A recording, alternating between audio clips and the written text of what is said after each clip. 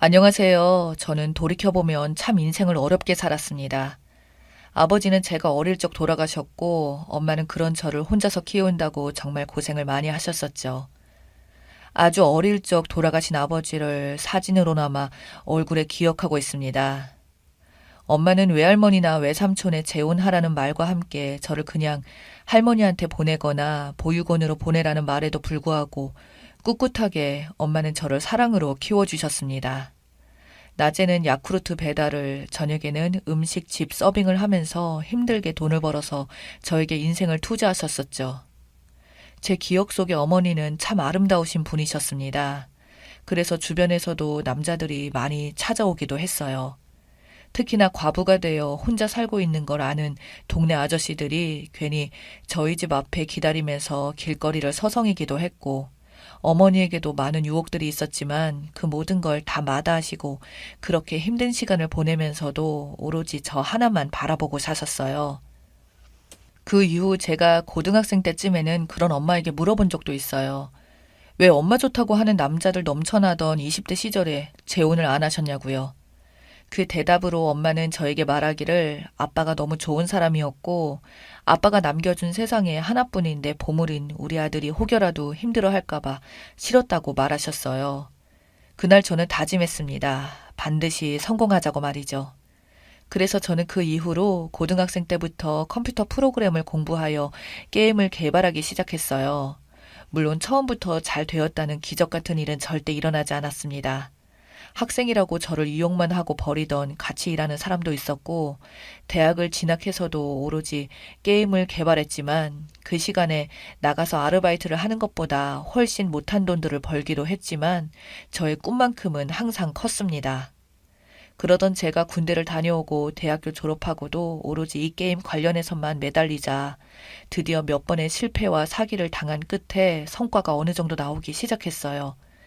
처음으로 제 입장에서 엄청난 수익이 발생된 것입니다. 하지만 사회 초년생이라 세상을 좀 모르던 게 문제였는지 같이 게임을 만들었던 저희 팀원들도 많았고 실상 나눠봐야 그렇게 크지 않았던 돈을 받게 되었습니다. 그 시기에 만난 게 여자친구입니다. 제가 꿈만 많은 청년인 걸 알았지만 그래도 학교에서 나름대로 몇 번의 게임 개발 이력도 있는 저는 학교에서 여자친구가 모르는 프로그램 관련 질문을 하다가 친해져서 인연이 되어 사귀게 되었던 게 저희 전 여자친구입니다. 학과에서 이쁘기로 소문난 여자친구는 제가 학교 다니면서 돈을 벌고 있는 걸 알고는 그때부터 저에게 간이고 쓸개고 빼줄 듯이 행동하며 저에게 아주 잘해줬었죠. 저는 이 여자가 원래부터 그렇게 착한 여자인 줄 알았어요. 사실 제가 그 전까지 여자라고는 정말 이 세상에 엄마밖에 모르고 살아왔던지라 모든 여자가 다 그런 줄로만 알았습니다. 이쁠수록 착한 줄만 알았거든요. 그래서 엄마한테 대하듯이 여자친구한테도 똑같이 대해줬죠. 수익이 발생되면 엄마한테 선물도 사다 드리고 레스토랑도 모셔갔으면 여자친구를 사귀고 나서 그런 것들을 다 같이 했습니다. 엄마는 저에게 너무 서두르는 거 아니냐고 말씀을 했지만 그땐 뭐 이 여자랑 저는 어차피 결혼할 거라고 착각을 했던 게 문제였습니다. 그 와중에 수익이 났지만 제 손에 실제로 들어온 게 1,500만 원의 수준이었고 절대 이 돈이 적은 돈은 아니었지만 저는 더욱 많은 돈을 벌고 싶었고 결국 같이 일하던 팀에서 나와 혼자 일을 하기 시작했어요. 여자친구는 저에게 저라면 당연히 성공할 거라며 힘을 실어주었고, 저는 정말 밥도 안 먹고 하루를 보낼 정도로 혼자서 디자인부터 개발의 기획까지 일일이 다 하느라 정말 6개월 동안 여자친구도 잘 만나지 못할 정도로 일만 하고 살았었어요. 그러나 제가 처음으로 시작했던 사업은 시작하자마자 쫄딱 망했어요. 반년이나 걸려서 만들었는데 건진 거라고는 10만 원도 안 되었거든요. 여자친구는 그걸 보더니 갑자기 조금씩 저에게 짜증과 언성이 높아지며 저에게 따지기 시작하더군요. 그 전까지 한 번씩 자취방에 놀러 와서 제가 생각하고 기획한 걸 듣더니 너무 좋다며 저보고 천재라며 치켜 세워줄 땐 언제고 지금은 저에게 방구석에 처박혀서 이딴 20만 원 벌려고 그 6개월을 허비했냐며 그때부터 매일 저에게 한탄하듯이 잔소리만 했습니다. 한 번은 새벽에 여자친구에게 갑자기 연락이 와선 자다가 너무 화가 나서 깼다고 창자가 뒤틀리는 것 같다고 지금 도대체 뭐 하고 있냐고 이딴 식으로 저에게 말을 하면서 우리가 이 상황에 무슨 결혼이냐고 언성을 높이는 그녀에게 저는 제가 뭘 잘못한지도 모르고 그저 여자친구가 격분하며 말하니 미안하다고 사과하는 것뿐이었죠. 그래서 저는 여자친구에게 부탁했어요. 지금 제일 힘이 드는 건 솔직히 나라고. 네가 정 원하지 않으면 지금 하고 있는 걸 포기하고 그냥 다른 데 취직이라도 할 테니까 제발 이제 그만 좀 잔소리하라고 말했더니 연락이 그냥 두절되더군요. 심지어 제가 연락을 해도 받지도 않고요. 그래서 저는 여자친구 집 앞에 가서 기다리고 있었는데 다른 나이 많은 낯선 남자의 팔짱을 끼고 같이 자취방으로 들어가다가 저를 보고 흠칫하며 잠시 놀라더니 당당하게 저를 보며 말을 하더군요.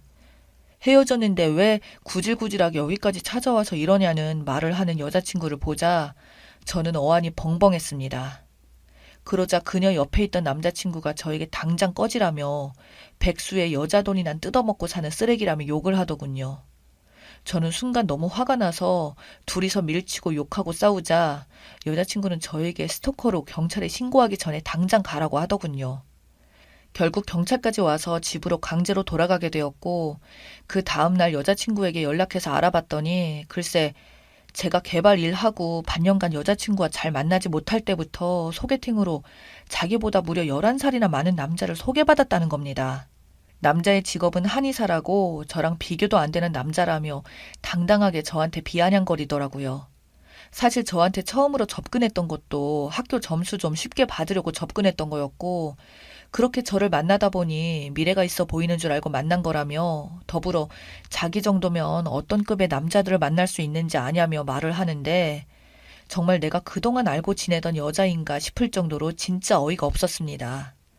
그래서 저를 만난 게 자기 인생의 최악의 선택이었다고 말하며 아주 최악의 이별을 했었죠. 그리고 3달도 안 되어 그녀는 그 한의사라는 남자랑 결혼까지 하게 되었습니다. 그 이후 힘들어하는 저에게 엄마는 세상 모든 여자가 모두 엄마 같지도 그렇다고 그 여자 같지도 않다며 저를 다독이셨습니다. 그때부터 여자에 대한 가치관도 바뀌었네요. 저는 이렇게 힘들고 아파할 수만은 없었습니다.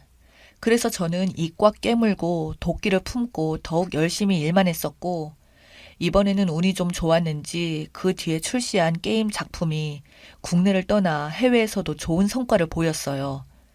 여러 사람들과 같이 이루어낸 것도 아니었고 오로지 저 혼자 1인 개발이었기 때문에 수익이 전부 다 제 몫이었고 그걸 바탕으로 2번째 작품, 3번째 작품도 만들면서 저 혼자서 개인 회사까지 차리게 되었습니다. 그 이후 소규모 개발 인력들이었지만 수익 내에서 운영했었기에 회사는 탄탄하고 안정적으로 성장해 나갈 수 있었고 그렇게 저의 개인 자산이 크게 불어가 엄마와 저는 꿈에서만 생각했던 넓고 허름한 수십 년 된 집에서 벗어나 땅 비싼 강남에 신축 아파트를 사게 되어 이사를 가게 되었습니다. 그 이후로도 승승장구했고 더불어 제 소유의 아파트도 2채나 가지게 되었고 경제적으로 안정을 이루게 되자 어머니께서도 저에게 넌지시 결혼을 말씀하셨죠. 제가 어떤 여자가 좋은지 아직도 잘 모르겠고 그 뒤로도 연애는 몇 번을 해봤지만 제 상처가 과거에 워낙 커서 그런지 쉽게 마음이 가지 않았죠. 다행히 어머니 지인분 소개로 만난 여성분은 정말 제가 그려왔던 이상형에 가까웠습니다. 그렇게 좋은 여성을 만나 제 아내로 맞이하게 되었고 저는 아내의 내조 덕분에 더욱 일에 집중할 수가 있었어요. 그러던 어느 날 제가 졸업한 대학교에 무료로 컴퓨터들을 기증한 적이 있었는데 그걸 전 여자친구가 어떻게 알았는지 저에 대해서 캐묻고 다닌다며 제 후배가 저에게 귀뜸을 해주더군요. 그러더니 어느 날 회사로 불쑥 찾아온 겁니다. 참 뒤통수 맞고 헤어지고 다시 얼굴 보기까지 6년이라는 세월은 길었고 그렇게 그 여자를 다시 보고 느낀 건 왜 제가 저런 여자를 그렇게 좋아했을까 하는 생각만 들더군요. 근데 한의사랑 결혼했다는 그 여자는 그런 거 치고는 차림새가 추했고 주름도 많이 늘어서 꼭 마귀 할멈처럼 보이더군요. 그런 생활의 풍파를 어떻게든 가리느라 화장을 떡칠해서 그런지 향수 냄새를 진하게 풍기면서 저에게 다가와 웃으면서 오랜만이라고 말하길래 저는 인사도 없이 대뜸 여긴 왜 찾아왔냐고 했습니다. 그러자 전 여자친구는 저에게 말하기를 왜긴 보고 싶어서 왔지. 우리 사이에 그러면 안 돼? 라고 말하는 그녀를 보니 참 어이가 없더군요. 저는 말했습니다. 우리 사이는 남보다 못한 사이니까 당장 여기서 나가라고 말했더니 그 여자는 굳은 표정으로 잠시만 같이 나가서 이야기하자고 하더군요. 저는 직원들도 보는 눈도 있고 해서 어쩔 수 없이 회사 앞 커피숍으로 가서 이야기를 했습니다. 그러자 그 여자는 한다는 소리가 오빠 나 이혼했어 라고 말하더군요. 그래서 저는 뭐 어쩌라는 건지 차갑게 받아치자 그 여자는 저한테 우리 다시 시작하자. 오빠 나 아직 못 잊었잖아. 라고 하며 지금 사실 아이도 데리고 있긴 한데 결혼했던 남자에게 보낸다고 하더군요.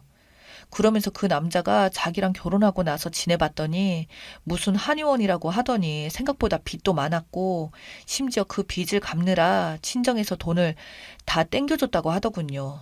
그래서 생각보다 그 한의원 남자는 개털이었는데 월급도 갈수록 줄어든다며 생활비도 잘 안 줬고 그러다 바람까지 나서 이혼을 했다고 하더군요. 전 여자친구는 그렇게 이용을 당하고 나서 돌이켜 생각해보니 자기 인생에서 가장 자기한테 진심으로 잘해준 사람은 저밖에 없었다고 저보고 그래서 다시 같이 시작하자고 합니다. 저는 그저 멍하니 정말 그런 말 듣는 내내 단 1%의 감정의 동요도 생기지도 않더군요. 저는 어이없는 표정으로 말했습니다. 혹시 나 결혼한 거 아냐고. 물어보니 자기는 이혼했는데 오빠도 이혼하면 되는 거 아니냐고 말을 너무 아무렇지 않게 하더군요. 나는 그럴 생각은 눈꼽만큼도 없다니까 전 여자친구는 아무 말 없이 잠시 고민하다가 그럼 자기가 애인이 해줄 테니까 용돈만 달라고 하더군요. 하루 한 번 같이 있을 때마다 100만 원씩 달라고 자기에게 생활비도 부족하고 오빠도 어차피 아내 말고도 다른 여자 만나고 싶은 게 남자의 본능이고 습성 아니겠냐고 꼬시기 시작하는데 참 진짜 어이가 없어서 헛웃음을 짓자 기분이 상했는지 자기는 이런 말하기 쉬운 줄 아냐며 오빠처럼 돈 많은 사람에게 100만 원은 솔직히 별거 아닌 거 아니냐며 갑자기 언성 높여서 따지더군요. 그래서 저는 못 들은 걸로 해줄 테니까 그만 여기서 돌아가라고 했습니다. 그 이후로 이 미친 여자는 제 아내 번호까지 알아내어 전화를 했고 저랑 다시 합치기로 했으니까 막무가내로 이혼을 하라고 협박했다고 하네요. 거기다가 원래 그 남자는 자기랑 결혼하기로 했었다고 아내 자리가 원래는 자기의 자리라며 악을 질러댔다고 합니다. 저는 이걸 아내에게 거짓이라고 해명하는 것도 참 어이가 없었고 결국 아내와 저는 그 여자를 명예훼손죄로 벌하게 되었습니다. 경찰서에 끌고 와서 울면서 저에게 한 번만 용서해달라고 말하는데 저는 그 답변으로 아주 요즘 잘 나가는 노펌 변호사를 고용해서 최고 형벌을 받게 해달라고 하고 신경을 꺼버렸네요. 참 어떻게 보면 저런 여자와 결혼할 뻔했는데 과거에 제 첫 사업이 실패했던 것이 오히려 하늘이 저를 도와주신 게 아닌가 싶기도 합니다.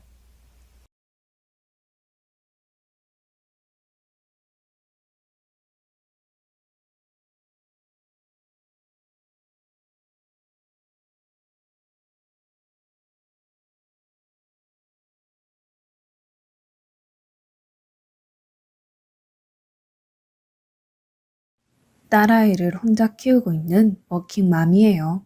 저는 불행하게도 태어나면서 엄마와 바로 이별을 하게 된 딸이에요. 저희 엄마는 어릴 때부터 몸이 많이 약했어요. 그래서 결혼을 하고도 외갓집에서는 엄마에게 임신은 하지 말라고 당부를 했는데 저희 엄마는 끝까지 저를 지키기 위해서 무리를 하다가 심각한 난상과 출혈로 세상을 떠나시고 말았어요. 한창 신혼일 때 아내를 잃은 아빠는 엄마에 대한 그리움과 지켜주지 못했다는 미안함에 한동안 폐인처럼 망가져갔고 태어난 저를 제대로 안아보지도 못하고 저희 외가 친가에서는 이 사태를 어쩌나 하면서 크게 걱정을 했습니다. 하늘에서 보다 못한 엄마가 저를 지키려 하신 걸까요? 엄마가 아빠의 꿈속에 나타난 후로 아빠는 폐인 생활을 접고 완전히 새 사람이 되면서 전 아빠의 둘도 없는 소중한 분신이 되었어요. 아빠는 엄마가 목숨을 걸고 지킨 저를 끝까지 책임지고 행복하게 해줄 거라고 입버릇처럼 말씀하셨어요. 그 다짐은 제가 크면서 딸임에도 불구하고 엄마의 빈자리를 느끼지 않게 해주셨고요. 여러 이유가 있었겠지만 저는 또래보다 철이 빨리 들었어요. 혼자 저를 키우느라 고생하는 아빠를 보면서 늘 감사하고 죄송한 마음이 들었어요.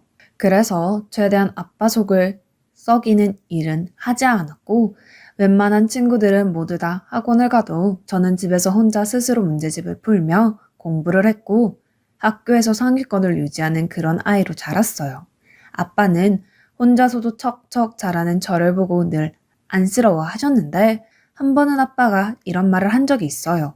아빠한테 우리 유진이는 세상 전부야. 아빠는 우리 유진이를 위해서라면 무슨 짓이든 할 수 있어. 우리 유진이는 아빠 속 석여도 되니까 무조건 건강하고 행복하기만 하면 돼. 저는 이렇게 말하는 아빠가 더 안쓰러웠어요. 그래서 저는 나중에라도 아빠에게 좋은 인연이 생기면 재혼을 해서 아빠가 행복하기를 바랬는데 시간이 흐르면 흐를수록 아빠는 엄마를 향한 사랑이 여전했습니다. 아빠는 오로지 저를 위해 열심히 일을 하셨고 우연히 동료들의 제안으로 시작한 사업이 아빠의 성실함과 능력으로 빛을 발휘해서 아빠 사업은 급성장했어요. 제가 대학에 들어갈 때쯤에는 대기업도 아빠의 회사와 함께 일을 하고 싶어 했고 아빠는 사업으로 성공하게 되셨어요. 경제적으로 여유가 생긴 아빠는 당신이 번 돈을 오로지 저를 위해 쓰셨고요. 그 덕에 대학 4년 동안 아르바이트 한 번 하지 않고 학비 걱정도 모른 채 대학을 졸업할 수 있었어요. 그리고 취업 전 저는 유럽에 배낭여행을 가고 싶어서 아르바이트를 하려고 했는데 아빠는 여행 자금도 대주시면서 적어도 아빠 그늘에서 살 동안은 굳은 일은 하지 말라고 하셨어요. 그 여행 중 유학 중이라는 한 남자를 만나게 되었어요. 그 남자는 저와 이혼한 전 남편이에요. 남편은 런던에서 유학을 하면서 밤에는 맥주집에서 아르바이트를 했는데 마침 제가 여행 중에 그 맥주집을 들렀어요. 남편은 오랜만에 한국인을 만나서 반갑다며 한국말로 말을 몇 번 걸어오더라고요. 저도 타국에서 만난 한국인이 반가워서 몇 마디 나누면서 저의 인연은 시작되었어요. 짧았던 만남은 다음날 우연히도 점심을 먹다가 재회를 했어요. 저희는 본격적으로 이야기를 나누다가 서로 연락처를 주고받고 친구가 되기로 했습니다. 그리고 저는 한국으로 돌아와 취업을 했어요. 영국에 있는 남편과 종종 연락을 했고요. 그렇게 저희는 자연스럽게 장거리 연애를 하게 되었어요.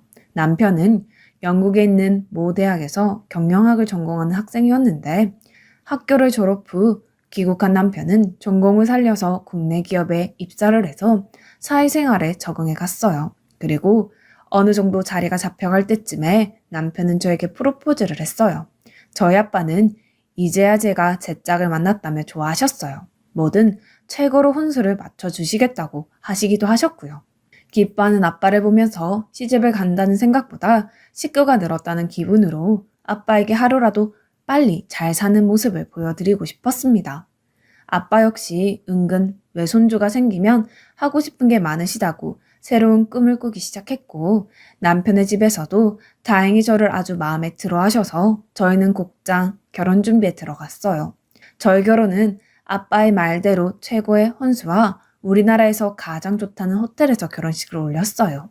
딸 결혼식에 기분이 좋았던 아빠는 결혼식 비용도 모두 내시면서 저희 시부모님께 그저 저를 예뻐해 주시기만 해달라고 말씀하셨습니다. 아빠의 그런 모습 때문인지 시부모님은 저에게 어지간해서는 이거 해라 저거 해라 하지 않으셨고 오히려 혼자 계실 아빠를 잘 챙기라고 말씀해 주셨어요. 얘야, 내가 생각을 좀 해봤는데 우리 규태가 너네 아버지 회사에 들어가면 어떠니? 사돈도 사위가 떡하니 사업을 도와주면 엄청 든든하실 것 같은데 라고 말씀을 하시더라고요. 그때는 그게 시어머니가 별 뜻 없이 저희 아빠가 걱정돼서 하시는 소리인 줄로만 알았어요. 남편은 자신의 부모보다 혼자 계실 장인어른을 더 생각해서 신혼집도 제가 살던 집 근처로 본인이 나서서 구할 만큼 아빠를 신경 썼어요. 일주일에 못해도 2-3번은 저희 아빠와 함께 저녁 식사를 하며 마냥 즐겁게 지냈어요. 그러던 중 남편은 회사 생활이 자기 뜻처럼 되지 않아서 힘든 시간을 보냈어요. 외국 생활을 해서인지 회사의 권력 구조에 늘 불만이 많던 남편은 이직도 생각하고 있었고 남편의 고민을 듣던 아빠는 시어머니의 바람대로 남편을 회사로 오라고 하시며 한 가지 약속을 받으셨어요. 나는 사위라고 그런 거 용납 못하는 사람이야. 그러니 회사에서 살아남는 건 자네 몫이야. 우리 회사는 열심히 일하는 사람을 우대하는 회사야. 난 자네가 사위라고 특별하게 대우하지 않을 거고 다른 사원들처럼 똑같이 평가할 테니까 그저 장인 회사라고 생각하지 말고 열심히 해. 남편은 선뜻 자신의 회사로 오라는 아빠의 부름에 기뻐하며 감사하다고 무조건 열심히 하겠다고 약속했어요. 그렇게 저희 가족은 아무 걱정 없이 행복한 시간을 보내게 되었습니다. 그러다 결혼 5개월 만에 임신을 하게 되었어요. 제 임신 사실을 알게 된 아빠는 크게 기뻐하시면서도 저를 낳다가 세상을 떠난 엄마가 자꾸 생각이 나는지 조금 유난을 떨며 저를 챙기셨어요.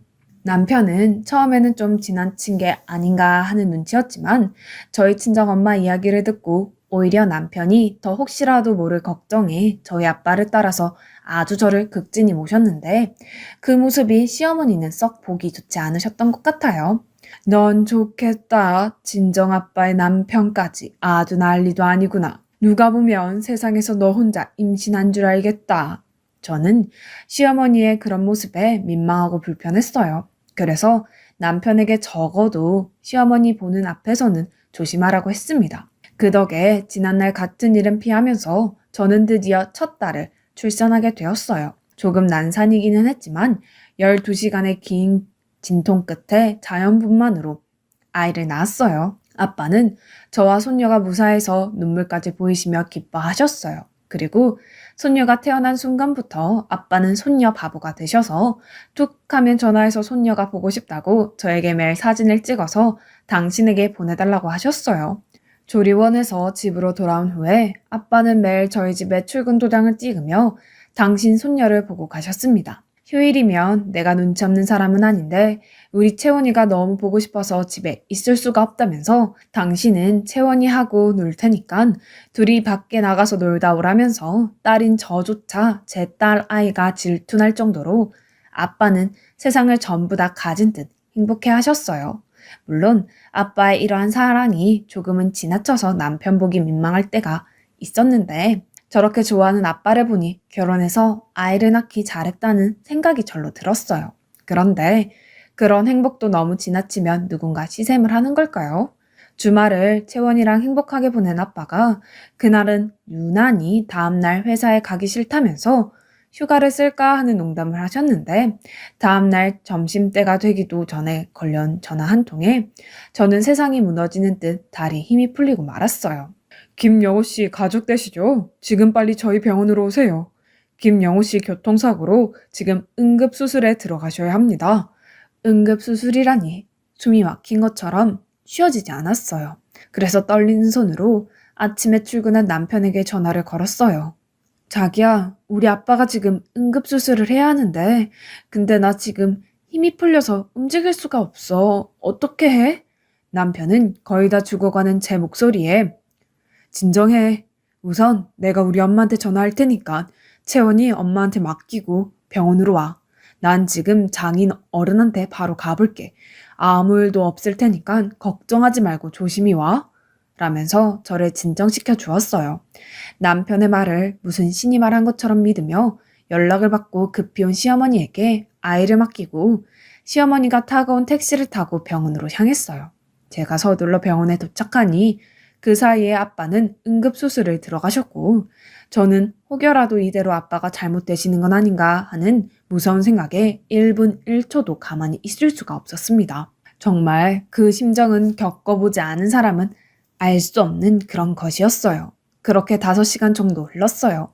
수술실 문이 열리고 의사 선생님이 나오셨는데 표정이 좋지 않으시더라고요. 그리고 불길한 제 예감은 틀리지 않았어요. 최선을 다했지만 이미 머리 쪽 출혈과 손상이 너무 심하셔서 의식을 회복해도 완전한 회복을 기대하기 어려울 것 같습니다. 지금은 환자가 의식을 회복하기를 기다려봐야 정확히 알 수 있습니다. 전 의사 선생님의 말씀이 끝나기 전에 이미 바닥에 주저앉았어요.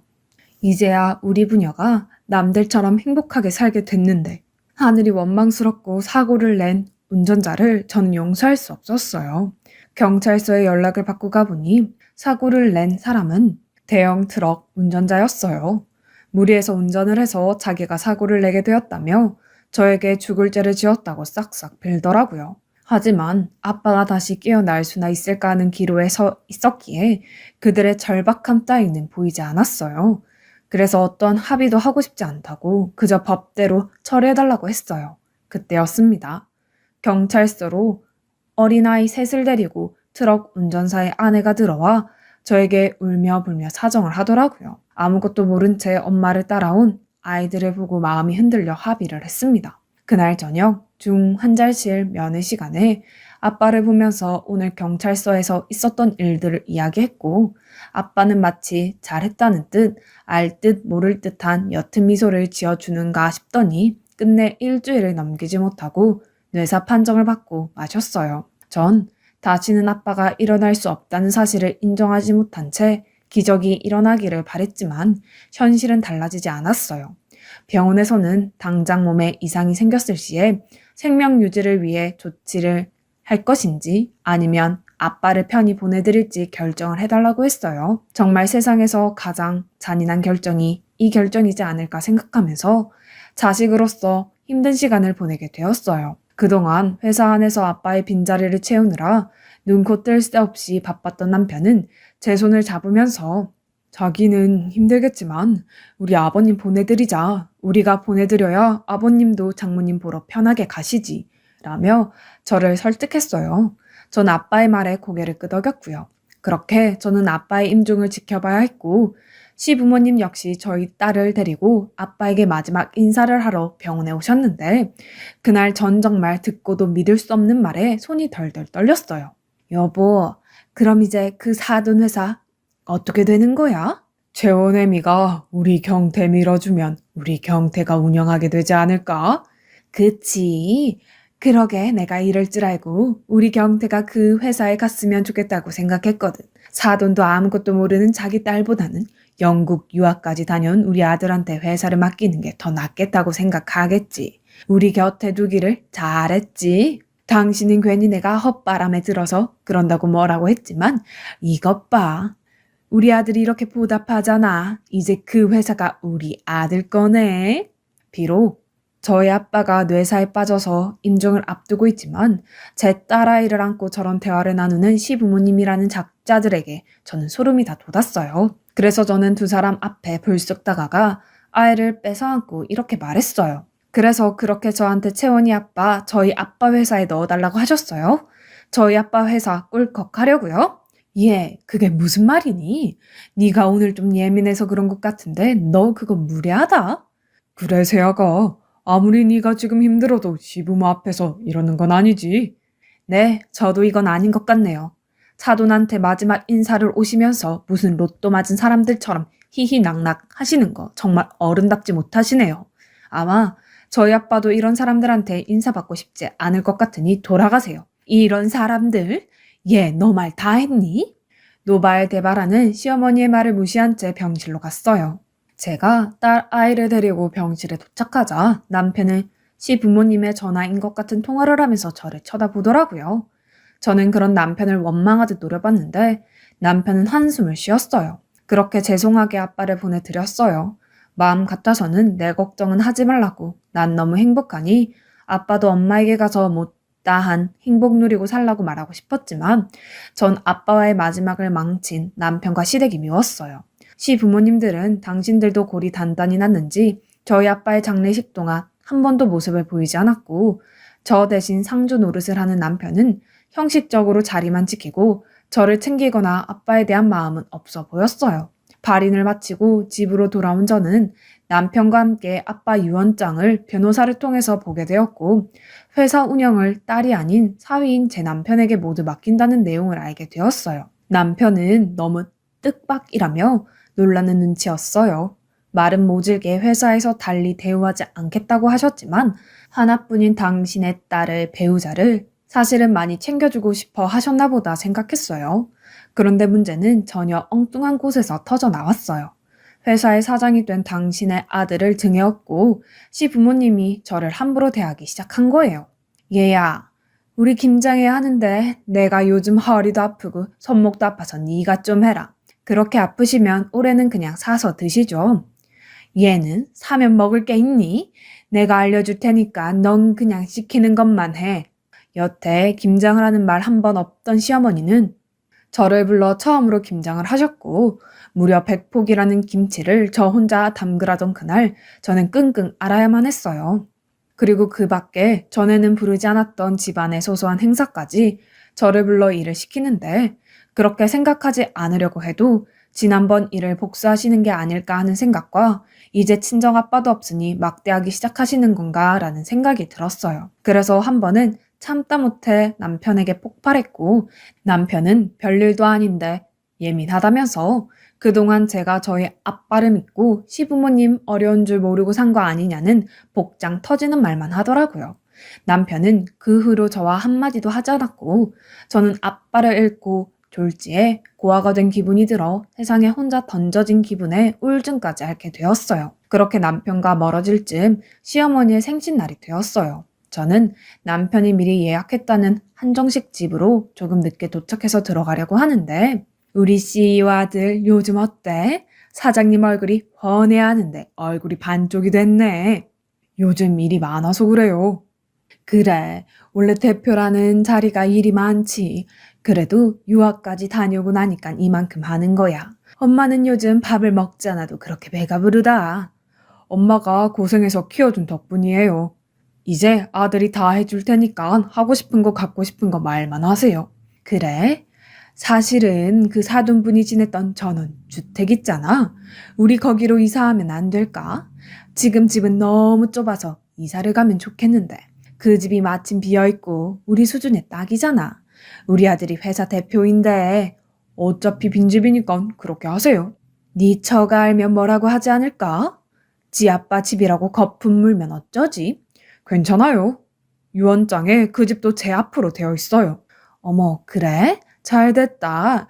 그럼 엄마는 우리 CEO 아들만 믿고 당장 이사한다. 그러세요.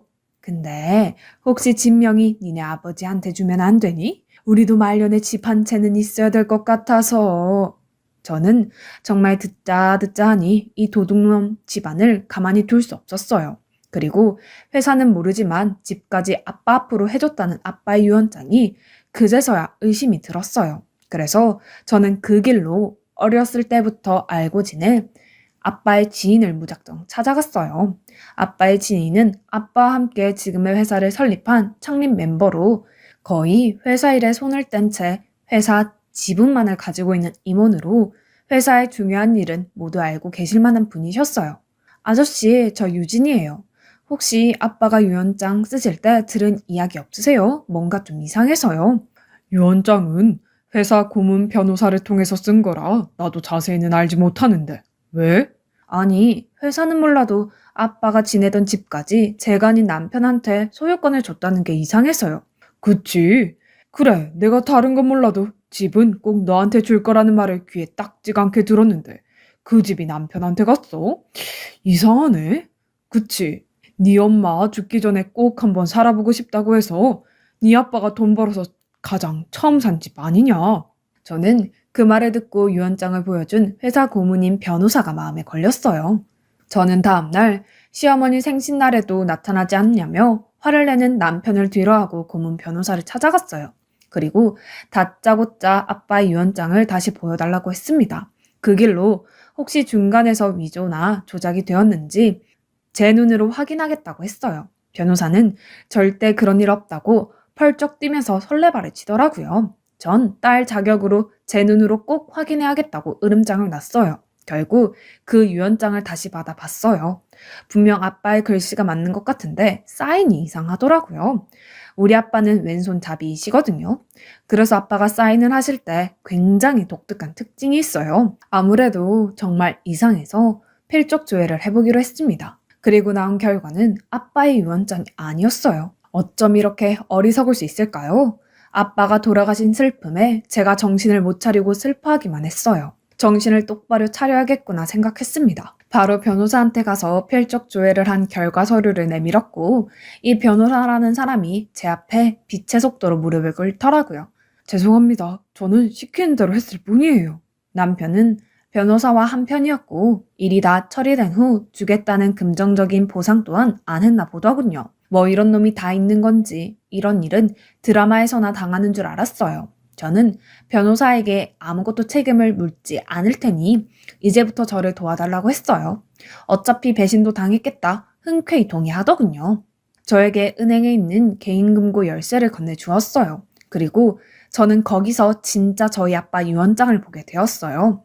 언제가 될지는 모르지만 아빠 유언장은 온통 자신이 떠나고 혼자가 될 제 걱정뿐이었고 회사를 맡아 해보고 싶으면 착실하게 배워서 아빠의 뒤를 이어달라는 내용과 달리 하고 싶은 일이 있다면 회사는 전문 경영진에게 맡기고 회사 지분을 상속받아서 회사에는 남아있으라는 내용이 빼곡히 적혀 있었어요. 그리고 시어머니가 호시탐탐 노렸던 그 집 역시 저에게 남기셨는데 저는 눈물과 분노로 남편과 시댁 식구들에게 복수의 칼날을 갈았어요. 그리고 곧 날이 밝았어요. 아이는 아는 집에 잠시 맡겨두고 한참 신이 나서 시댁 식구들이 이사 중인 아빠 집을 찾았어요. 남편은 이미 도착해서 시어머니와 저희 집 마당에서 마지막일지 모를 잡담을 나누고 있더라고요. 집이 넓고 워낙 고급진 물건들이 많아서 우리 물건은 싹 다 버리고 왔다. 잘하셨어요. 그리고 필요한 거 있으면 이 법인카드로 사세요. 그래도 돼? 그럼요. 사장 아들 두고 뭐 하세요? 저는 두 주먹을 불끈 쥐고 전화를 걸었어요. 곧이어 남편과 작장을 했다가 자신의 죄를 실토한 고문 변호사가 도착했고 저와 같이 남편 시어머니 앞으로 갔어요. 너 왔니? 아주 빨리도 왔다. 이사 다 끝나니까 노는구나. 어머, 벌써 이사가 끝났어요? 하긴 가진 것도 없으니 들고 올 것도 없었겠네요. 당신 왜 또 시비야? 그리고 강 변호사님은 여기 왜 오셨어요? 내가 같이 가자고 좀 불렀어요. 사실 내가 어마어마한 일을 알아버렸거든요. 저는 남편에게 저희 아빠 진짜 유언장이 들은 봉투를 내밀었어요. 남편은 그 유언장에 얼굴이 하얗게 변해서 굳어버렸는데 아무것도 모르는 시어머니가 유언장을 받아들더군요. 내용을 다 읽은 시어머니는 허겁지겁 저희 아빠 유언장을 찢으셨어요. 혹시라도 그럴까봐 원본은 따로 챙겨놨죠. 시어머니의 그런 행동에 웃으면서 이렇게 말했어요. 그거 찢는다고 가짜가 진짜가 되진 않아요. 지금부터 시간을 드릴 테니까 개망신 당하고 싶지 않으시면 우리 집에서 그 싸구려 물건 좀 빼주실래요? 그리고 당신 유언장 여기 변호사랑 같이 조작했더라. 필체가 제법 비슷해서 너무 놀랐잖아. 유학까지 다녀온 인재가 그런 조작이나 하고 가관이야. 당신 어떻게 그걸? 참, 나랑 아빠랑 함께한 세월이 얼마인데. 나 이래봬도 사업가 딸이야. 서당계 3년이면 풍어를 읊어. 유언장 사인이 중요하다는 건 몰랐니? 뭐, 영국 유학? 처음부터 다시 배워. 그리고 당신 내가 알아봤는데 그동안 우리 아빠 회사 돈 잘도 떼어먹었더라. 페이퍼 컴퍼니 회사까지 만들고 아주 제대로 사기를 치려고 했어. 네가 그러고도 인간이니? 우리 아빠가 당신한테 어떻게 했는데? 어떻게 하기는 아주 깐깐하게 남 대하듯 하셨지. 아무리 말씀은 그렇게 하셔도 내가 사위인의 대리가 뭐냐? 막말로 자식이라고는 당신밖에 없는데 사위는 자식 아니야? 아니지. 당신은 저 거지 같은 엄마 자식이지. 그리고 당신 같은 사람이랑 가족으로 얽히는 거 너무 싫어서 나 이혼할 거야. 이혼 소송은 물론이고 내가 당신 사문서 위조, 청탁, 뇌물, 공금 횡령으로 남은 인생 깜빵에서 썩게 해줄게. 그때였어요. 사태 파악을 마친 시어머니는 제 바지가랑이를 붙들고 저에게 애원하기 시작하셨어요. 얘야, 내가 대신 이렇게 빌게. 그러니까 우리 좋게 좋게 하자. 그래도 우리 가족이지 않니? 지난 잘못은 다 잘 덮고 우리 넷이서 행복하게 살면 안 될까? 다시 행복하게? 우리 아빠 가는 마지막 날 오셔서 뭐라고 하셨어요? 그리고 우리 아빠 돌아가시고 어머니는 제 행복은 안중에도 없으셨잖아요. 그런데 어떻게 우리가 가족이고 우리가 행복하게 살아요? 지금 뭐 하는 거야? 한참 집안에서 이것저것 참견하던 시아버지는 그제야 모습을 드러내시며 저에게 소리치더라고요. 아무리 부모 없이 컸어도 그렇지 너는 지아비랑 시부모님한테 이렇게 하라고 배웠니? 내가 언젠가는 너 교육 한번 시켜야겠다고 생각했다. 교육? 웃기고 있네. 이제 저 아저씨 며느리 아니거든요. 부모 없이 컸다고요? 여기가 어디라고 그런 막말을 하세요? 여기가 어떤 집인데 주택 침입죄로 유치장 한번 가실래요? 변호사님, 일 똑바로 처리해 주세요. 그리고 유언장 보셨죠? 저 내일부터 회사 정식으로 출근합니다. 회사 제가 다시 찾아와야겠어요. 네, 알겠습니다. 저는 그렇게 한 방에 남편과 그의 가족들을 처리했어요. 그리고 아주 속전속결로 그들은 법으로 심판받게 했고 이혼 소송은 물론이고 모든 재판에 승소했어요. 뭐 당연한 결과였습니다. 마음 같아서는 남편에게 위자료는 물론이고 양육 수당도 받아내야 하지만 집불도 가진 게 없는 그지 신세인 남편에게 어떤 기대도 없이 그 정도로 마무리했고 저는 지금 저희 아빠가 살던 집에서 딸과 함께 지내고 있어요. 가끔 곳곳에 녹아있는 아빠의 기억에 눈물이 날 때도 있지만 제 딸아이가 있어서 새로운 추억을 더하며 살고 있어요. 그리고 저는 아빠 회사에 정식으로 들어가서 아빠의 바람대로 열심히 일을 배우고 있어요. 아빠처럼 훌륭한 대표가 되기 위해서요. 다행히 회사는 제가 나오고부터 빠르게 다시 안정을 찾아가기 시작했어요. 아빠가 잘 살아오신 덕에 도와주시는 분들이 많았습니다. 아기 키우며 회사 일하느라 정신이 없지만 육아도 일도 보람이 따르기에 더 잘하고 싶은 욕심으로 더 나은 미래를 꿈꾸고 있답니다. 언젠가 저의 이런 노력이 더 큰 결실을 맺을 수 있겠지요. 저는 앞으로 저희 아빠가 그러셨듯이 제 딸아이를 위해 최선을 다해 열심히 살 겁니다. 부디 아직은 미약한 저를 응원해 주셨으면 좋겠습니다. 지금까지 제 이야기 들어주셔서 감사합니다. 모두 행복한 날만 되시기를 진심으로 바라겠습니다.